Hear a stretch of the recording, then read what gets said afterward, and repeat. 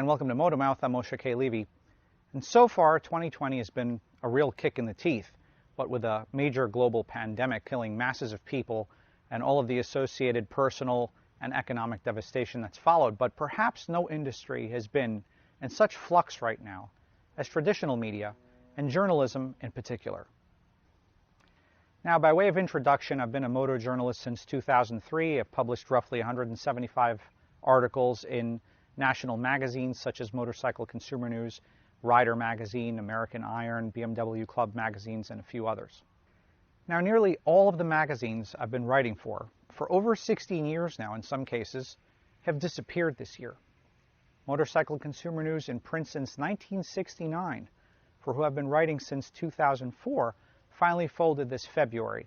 Buzz Canter's domestic motorcycle magazine, American Iron, which I wrote for a few times, ceased publication after 31 years this year. Motorcycle magazine in print disappeared last year after 100 years in publication. Cycle World, which I believe has the highest circulation of any motorcycle magazine, is now down to quarterly editions instead of monthly. Rider went to digital. The list goes on, but I think you get the point.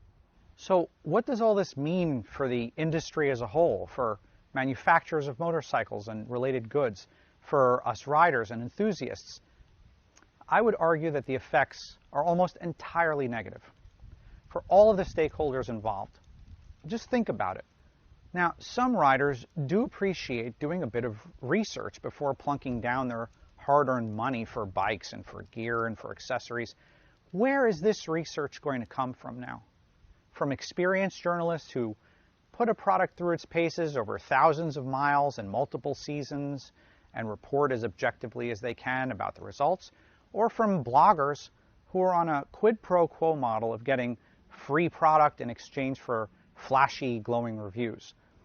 Believe me, if today you gave me a brand new $800 helmet or $1,500 riding suit, supposedly top-of-the-line stuff, I'm not automatically impressed because I've been testing this stuff for over 15 years now. Let's see how it holds up after a year of commuting, and then I'll report.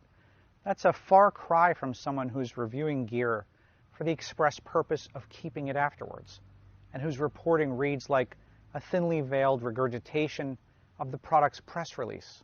The old days of writing for Motorcycle Consumer News are long gone. The days of an editor insulating the reviewer from the manufacturer of the goods, holding our feet to the fire for the quality of our work, returning or donating the product when finished to prevent a conflict of interest, to stop the quid pro quo. Now it's just the Wild West, quite literally, a virtual free-for-all. And we're all the worse off for it. Riders are worse off because the media they trusted to deliver news and reviews is gone.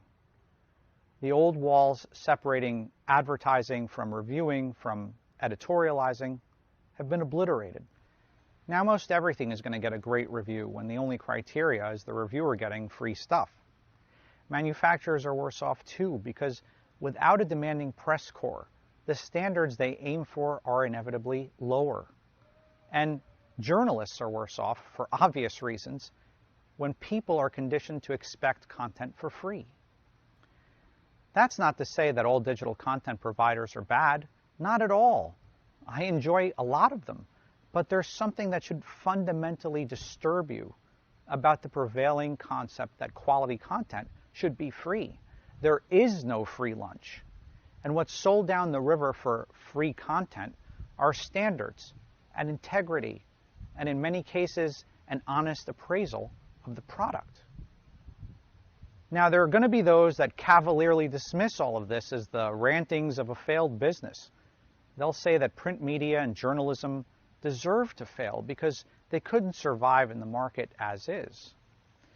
But I say that they couldn't survive because too few readers understand exactly what they're trading off in the short term. They're transitioning to a steady diet of junk food that tastes good right now without thinking about the stomach ache that's inevitably going to follow. There is something to true journalism, guys, to really testing something and to clearly and accurately articulate exactly what the pros and cons of a product are after taking the time to really dig into it. I'll unpack that further outside of the motorcycle industry. There is something to long-form journalism. There is something to well-researched and deep and illuminating journalism, a piece which changes how you think because you really learn something from it.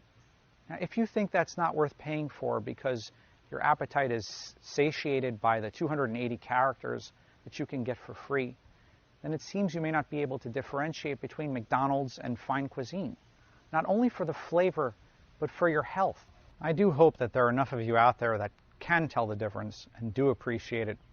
Alas, obviously, not enough of us to stem the tide, washing over print magazines that riders have cherished for generations. Forgive me, but I think it's something to lament. Now, as the COVID situation in New Jersey has come more or less under stable control, I've been venturing out a little bit more on the bike. I've submitted a few articles to Rider and some BMW club magazines like On the Level from the BMW RA, and I'm going to turn those into video reviews as usual in the coming weeks. So stay tuned for that, and as always, keep the shiny side up, and don't forget to subscribe to this channel for more of your favorite Moto Gear reviews.